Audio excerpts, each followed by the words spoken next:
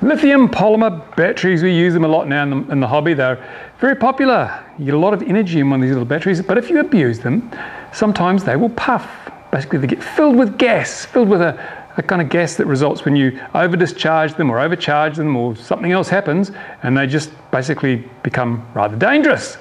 Now, we've heard all about the horror stories of lipos puffing or catching on fire, burning things down, and we've all seen videos on YouTube of people setting lipos on fire by just pouring power into them until they can't take any more and then they burst into flames. But this is a good lipo. This is a solid one. This is a zippy. I like this one. These are good. We've been told that lithium iron phosphate, LiFe or LiFePO4 batteries are much better. Apparently they're not a fire risk, not the same amount of fire risk as the lipos. They're more tolerant of bad handling. And these transmitter ones, I've used these quite often. I've got them in virtually all my transmitters now. But they puff too. Look, just check this one out. I mean, it is puffed as, that's under a lot of pressure. Something has gone badly wrong with this LiFe battery. What is it? Well, this one was actually a bit dud out of the box. One of the cells was quite a way down, and unfortunately, it did require a lot of rebalancing. Every time I recharged it, I had to rebalance it for quite some time to charge the cells individually because one of them just wouldn't hold as much capacity, so it would always go down before the others, and then again, it would always be recharged before the others, so the others would have to be trickle charged in the balance function. But I finally killed it by forgetting to turn off the transmitter it was in, and this is what I found when I came back. Now, there's no way to revive this. I've actually put it on the charger, tried to charge each individual cell, and the one that was causing problems is just totally dead now. That's probably because when this ran dead flat, it would have exhausted itself before the other two cells, so they would have reverse polarized the remaining good cell, and that means it's been totally and utterly destroyed. So there's no such thing as waste here at RC Model Reviews. I think it's time to test and see whether lithium iron phosphate batteries will blow up like lipos. Let's see if we can cook this little baby. Let's see how safe LiFe batteries really are. If they're puffed like this, should you be worried? Okay, here we are in the name of science. We've got a bucket of water just over here. We've got a lipo here. It's actually got a broken balance lead and it's pretty low capacity, so I'm going to use that as the battery to try and charge this LiFe battery, which has got the dud cell. So we're going to put the full 12 volts of this across one cell of that, and we'll see if flames come out. This should be a lot of fun. So let's get going. Let's see what happens. There's a bit of current flow in there. Stand back, not much happening yet. Whoop, the lipo's going smoking though. Better turn that off. Oh. No, it's actually the lead. The crocodile clip is smoking. Move this away. Hot, hot, hot. Whoa, yep. Bit of action going on here, bit of smoke action. The LiFe hasn't popped. Just pan out, just back out a bit so you can see all the smoke action that's going on. Ooh, seems to have died down a bit.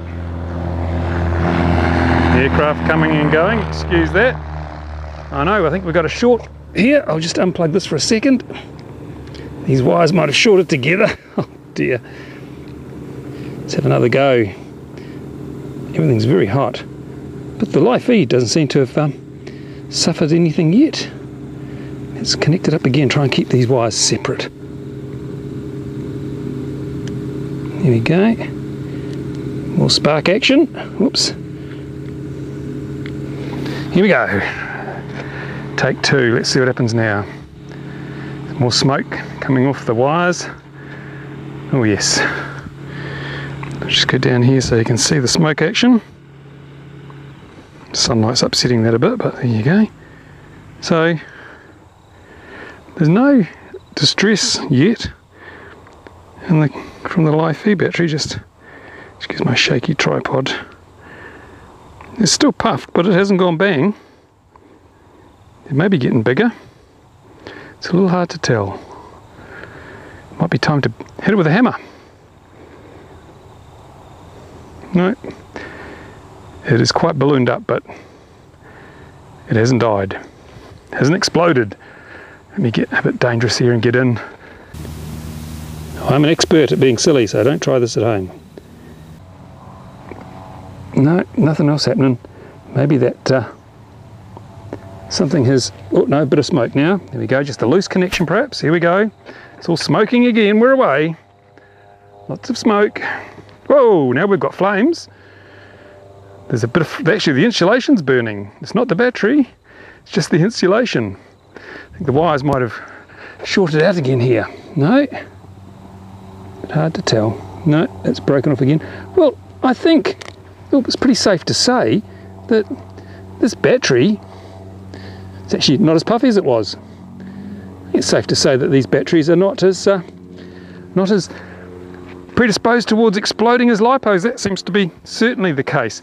Let's give it a bit of insult with a physical object, see if we can make it go bang with a piece of metal here. Let's see what happens. Turn it over on the really puffy side and give it a good whack. No. Hope this is all in shot. There we go, I've definitely penetrated the battery. Well, I think that kind of conclusively proves, doesn't it, that LiFe batteries are an awful lot safer than lipos, even when you abuse them. So if you're going to get a battery for your transmitter, you can get lipos, but they can go bang. I think LiFes look pretty damn safe to me. I'll stick with the LiFes.